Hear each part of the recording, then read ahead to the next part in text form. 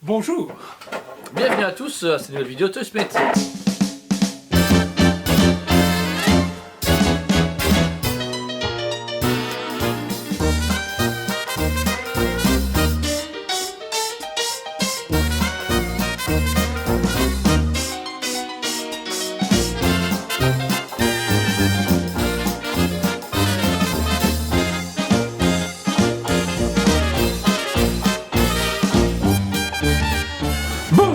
Bienvenue à tous à une nouvelle vidéo Toy Split TV avec Julia et Jordan.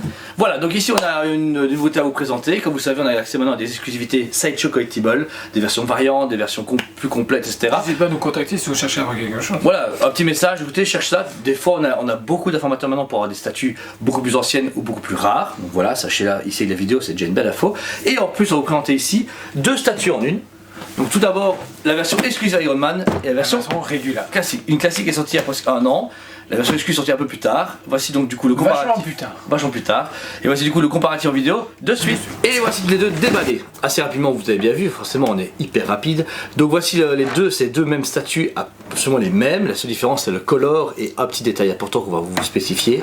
Après, oui. Donc voilà, ici donc c'est d'échelle 1/5, fait partie d'un diorama, mais pas un diorama qui se colle forcément. Il y a John Cat America, la Guêpe, Hulk, Thor, Iron Man du coup ici, Black Panther. La prochaine c'est Black Widow. Après c'est Ensuite Thanos. c'est Thanos, enfin. Ouais. Et il y a aussi qu'il y a d'autres personnages qui sont prévus parce qu'ils ont fait une lithographie qui représente justement Avengers Assemble. Il y a encore Ant-Man qui doit arriver. Il y a Vision. la sorcière rouge, Vision. Œil de Faucon.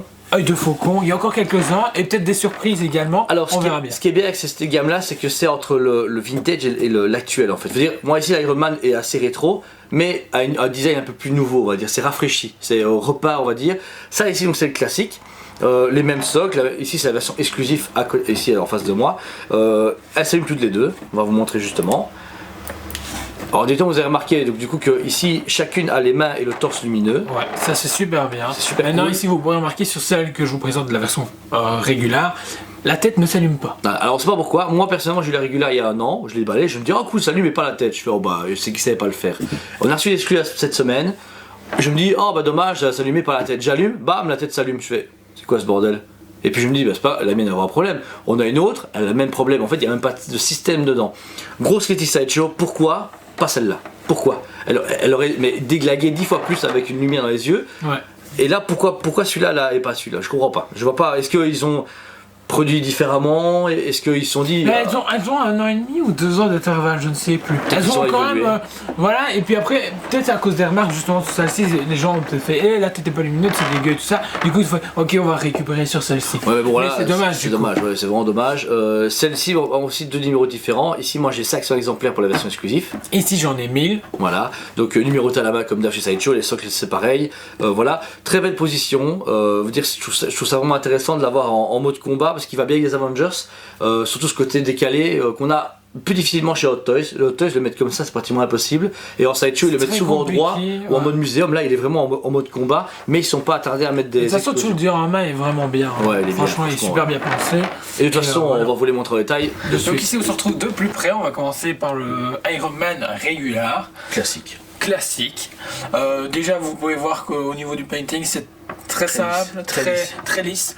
Un bon travail au niveau de l'architecture de l'armure. Il y a vraiment tout ce côté musculature. Ici, au niveau des bras. Ouais, et en fait ça retrace vraiment comme un athlète, en fait, ça qui est marrant, c'est vraiment un Iron Man un peu rétro, où même ses jambes, etc. sont tissées comme des muscles, mais en même temps avec une armure, ce qui reste un peu plus logique pour un Iron Man qu'une armure trop carrée, sinon il pourrait pas rentrer dedans, le pauvre mec. Voilà, donc pareil pour le niveau du bras, etc. Il y a un très beau travail de couleur aussi, j'aime bien le côté doré et rouge, est hyper bien respecté, il y a vraiment... Ça, et puis j'aime bien la tête qu'ils ont mis, c'est vraiment parfait, il y a quelque chose de très brillant, quelque chose de plus mat. Ouais. Ça va super bien ensemble, puis aussi au niveau des pieds ici, vous pouvez voir qu'on a mis de la boue, franchement ça c'est super bien pensé. Il aime bien la boue, J'aime bien quand c'est sale. Et du coup franchement c'est super bien pensé, puis même au niveau du socle, là il n'y a rien à dire, il y a un beau travail au niveau des rochers, au niveau des gravats aussi également, de la terre. Franchement un travail super bien pensé. C'est ce qui manque ici, on peut voir la ligne de la rue qui délimite pour les voitures, franchement super bien pensé, super bien réfléchi, rien à redire. Et alors ici à l'arrière, vous avez un petit bouton qui permet d'allumer la statue. Alors vous pouvez voir ici que le torse est entièrement lumineux. Le torse est complètement lumineux, mais pas la tête, malheureusement. Le visage ici, en fait, quand vous retirez la tête, il y a un aimant. Vous voyez ici, en fait, vous fixez la tête, c'est fini. Donc il n'y a vraiment pas de système de LED incorporé. Les deux mains s'allument. Un très bel LED, par contre, je trouve qu'ils ont bien travaillé là-dessus. Ouais, en fait, ce qui est marrant, ce que j'aime bien avec la LED, c'est que effectivement, donc ici c'est allumé, mais c'est le côté le bouton, mon petit ami. Oh, de l'autre côté, mon petit loulou.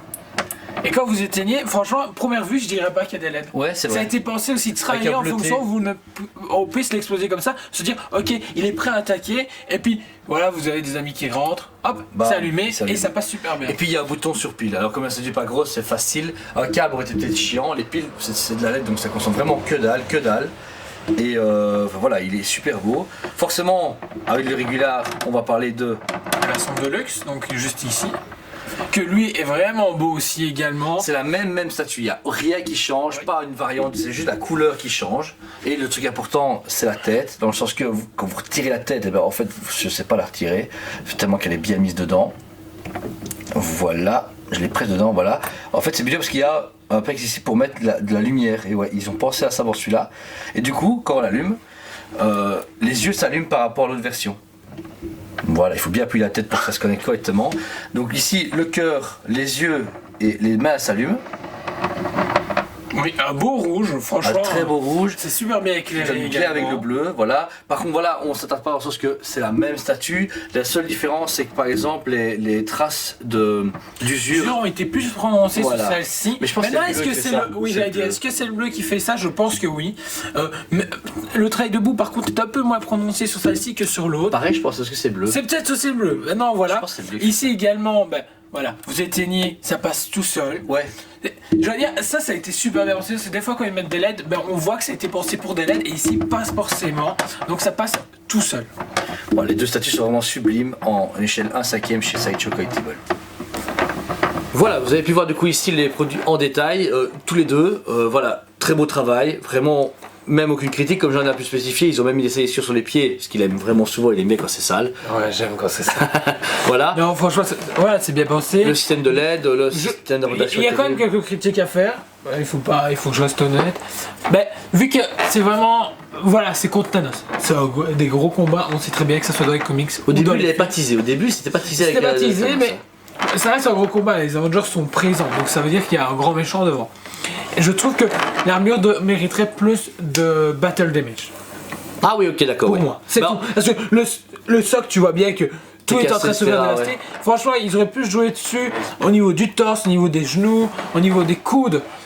Celui-là, même au niveau du casque. En fait, ils ont plus mis de battle damage sur celui-là qui est un peu plus usé que le premier. Mais en fait, non, en fait, c'est moins poussé. Ouais. Plus poussé sur le terre que sur. Mais de toute façon, je pense que c'est juste des traces d'usure, comme on avait dit. Le fait que juste que l'armure ça reste du métal, du coup, ça se frotte. Mais c'est vrai qu'il n'y a aucun battle damage, etc. Je trouve ça dommage. Maintenant, sur aucun. Hein. Tout le monde est trop clean de toute façon sur le diorama. Ouais, voilà, c'est le cas. Le Thor est immaculé, le Captain America est immaculé, le Thanos est immaculé. Je pense que c'est plus un diorama de début de combat. Ils sont tous là, ils arrivent, ils débarquent. Ils sont prêts à fighter et ils sont prêts à se mettre sur la tronche. Ce que j'adore, voilà, vous pouvez les mettre côte à côte, ça rend super bien. Après voilà, malheureusement, c'est Iron Man les mêmes, donc voilà. J'aurais trouvé cool aussi qu'ils fassent la même version War Machine en fait, parce que comme War Machine normalement a mis Iron Man et qu'à l'époque dans les comics ils avaient juste mis des flags et il avait plus gris, ça aurait été cool d'avoir War Machine comme ça. Ouais. Là, ça aurait été énorme parce qu'on aurait pu vraiment faire ce côté là avec l'autre. Sideshow avait commencé à le faire mais ils n'ont pas fini en premier format à l'époque d'Iron Man 2, mais ici en version comics ça aurait été cool. Mais voilà, comme dit mon collègue, faut avec ça rejette. Surtout encore une fois, c'est les yeux d'Iron Man qui sont pas lumineux ici, c'est vraiment chiant. C'est un peu dommage, oui. Mais sinon, très belle réussite quand même pour Sideshow à l'époque parce qu'elle remonte quand même. Donc, perso, le comparer avec des trucs de maintenant, c'est un peu compliqué. Moi, celle-ci, je lui donne à 9,5 sur 10, celle-là à 8 sur 10 à cause de la lumière. Voilà. Donc là, 8 sur 10 et 9,5 sur 10. Ouais, même chose, on rejoint tes cotes. Je sais pas, le bleu m'attire pas mal. Et puis les lumières rouges sont vraiment classe, donc du coup. C'est une armure qui est très demandée par les fans parce qu'elle est classe en fait. Elle est pas tout le temps dans les comics ni dans les films, surtout pas dans les films, mais elle est vraiment chouette.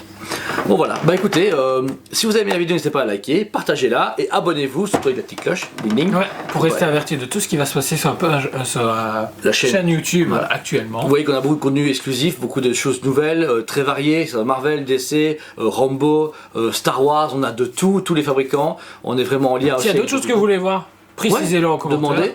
On a Ouais. plein de contacts partout pour faire des produits et en plus on les vend donc c'est pas. Il y a juste ces trucs non officiels. Non, jamais, non, que l'officiel. Ici, c'est les produits qui sont disponibles en magasin, voilà, c'est un budget de 500 à 650 € plus ou moins en général. Ça dépend encore des versions exclues ou pas, mais c'est dispo en magasin maintenant. Voilà, en expo également. Rappelez-vous qu'on fait aussi des lives. Des lives tous les mardis sur Facebook. YouTube et Facebook. Voilà. À 19h30 tous les mardis. Donc du coup, et qu'est-ce que c'est? C'est des grosses émissions. On prend des licences et on décortique dans tous les sens au niveau produits dérivés. Ou des fabricants. Ou des fabricants. On vous présente les nouveautés, les teasings. On parle un peu des précommandes également. Et aussi, récemment, on a mis en place qu'on avait de temps en temps des invités. On a eu Greg de chez Tagacorp, Samuel Bodard de Virtual Devil. Donc, et les prochains vont bientôt être teasés. Bientôt. C'est très bientôt parce qu'on a plein d'idées et du coup là on est en train de négocier avec tout le monde. Et ce qui paraît, je nous aime bien. Alors du coup, ils ont envie d'être avec nous. On est assez sympathique, ce qui paraît d'après les commentaires. Vous avez avec Luigi ? Hein ? C'est Luigi, une dinguerie. Une dinguerie. Et forcément, comme on finit avec une dinguerie, on vous dit à très bientôt.